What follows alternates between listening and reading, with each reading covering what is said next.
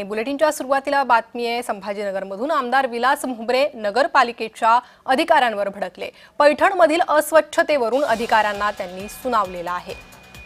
अधिकाऱ्यांना भुमरेंनी चांगलंच झापलंय। अस्वच्छतेवरून भुमरेंनी संतप्त होत अधिकाऱ्यांना सुनावलंय।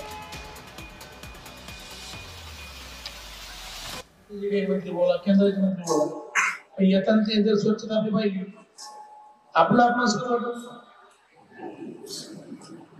तर तुम्ही आता किशोर तावडेला जे पोर्टची सांगितलं तुम्ही लक्षात घ्या। तुम्हाला काय अडचण आहे ते आम्हाला सांगा। तुम्ही पैठण शहरात गेले वाईट वाढवाई तुम्ही गेलं पाहिजे।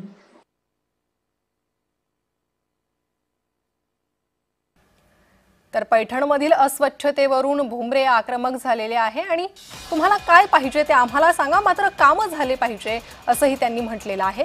अधिक माहिती घेणार आहोत आमचे प्रतिनिधी विजय चिडे यांच्याकडून। विजय, भुमरेंनी नगरपालिकेच्या अधिकाऱ्यांना झापलेलं आहे, नेमकं काय प्रकरण? नक्कीच प्रणेता, जर पाहिलं तर छत्रपती संभाजीनगरच्या पैठणमध्ये जे आहेत अनेक ठिकाणी घाणीचं साम्राज्य झाल्याचं पाहायला मिळालं। त्याच अनुषंगाने आमदार विलास भुमरे यांनी एक बैठक जी आहे ती आयोजित केली होती आणि त्याच बैठकीमध्ये जे आहे ते काही नागरिकांनी पैठणच्या अनेक भागांमध्ये घाण असल्याचं सांगितलं होतं। त्या ठिकाणी दुर्गंधी होत असल्यामुळे अनेकांच्या आरोग्याचे प्रश्न देखील ऐरणीवर करण्याचं सांगितलं होतं। त्यानंतर आमदार विलास भुमरे यांनी थेट नगर परिषदेच्या अधिकाऱ्यांचे कान उघडणी जे आहेत त्या बैठकीमध्ये केल्याचं आपल्याला पाहायला मिळत आहे।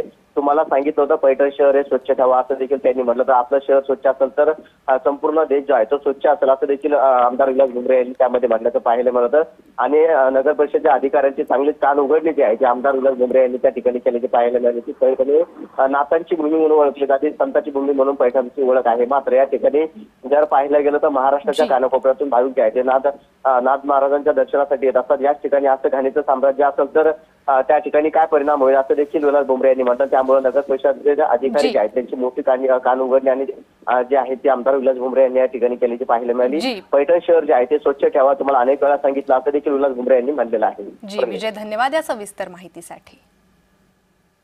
तर पक्ष वाढवणे हेच